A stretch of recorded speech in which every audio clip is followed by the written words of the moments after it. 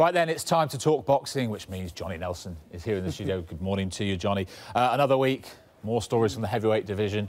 Positive stories for Tyson Fury after his debut in Las Vegas, stopping Tom Schwarz in the second round. What did you make of his display? You know what, the whole display, the entrance, the entertainment that he brought to the US fans, it was like Apollo Creed-esque when he rocked out there, and it was to wow the Americans, to make them think, wow, what is going on here? This guy's so confident to try and drop something like this. So it wasn't just about the performance, the fight itself, him getting the win convincingly. It's him to say, right, this is me. You know, I'm going to do everything completely different.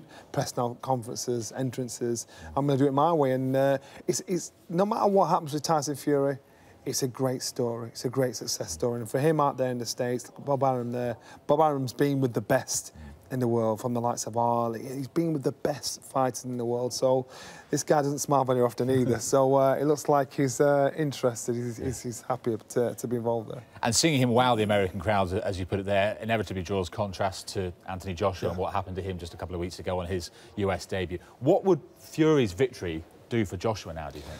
Well, I think, you know, we've all got our theories about Joshua, but I do think the loss for Joshua, he might draw a lot from that, because they'll think, right, it might make him hungry again.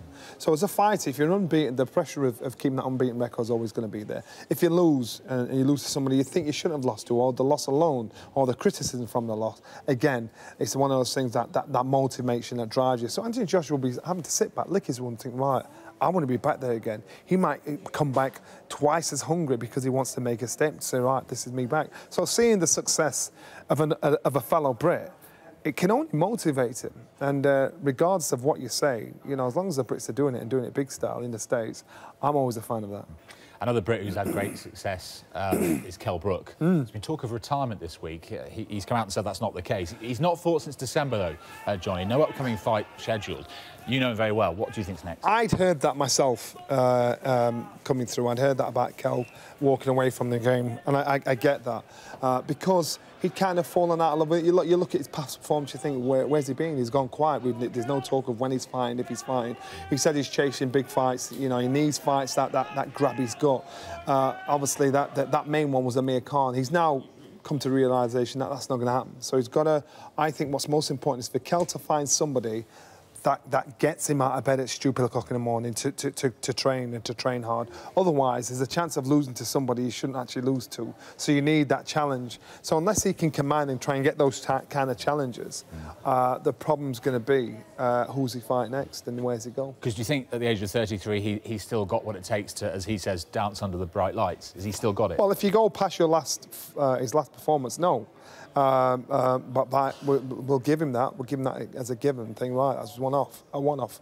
He knows what he's capable of doing. I've seen what Kell's been capable of doing in his day. Let's just hope that he knows and he's honest with himself to pull that through. I'm sure his father, who's a massive advisor of him, and his coach, they'll be honest with him, say, right, this is where you want to go. Let's just finish with a look ahead to this weekend. There's a big card at the York Hall. Conor Benn up against UC Kavula, Ted Cheeseman as well against Kieran Conway, and Craig Richards against Andre Sterling. What can we expect from these? You know, the York Hall itself is a great pathway to bigger and better things. I boxed there, Lennox Lewis boxed there, Conor's dad, Nigel Benn boxed there, Ricky Hatton boxed there.